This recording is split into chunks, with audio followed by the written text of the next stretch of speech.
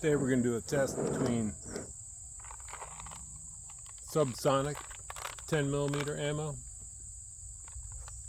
versus standard full metal jacket 10mm ammo. Using a CMMG Banshee in 10mm with a dead air ghost silencer, EOTech sight. Let's go ahead and get this party started.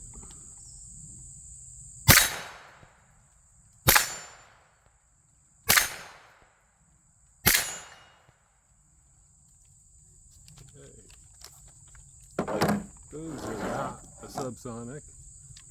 These are the Subsonic.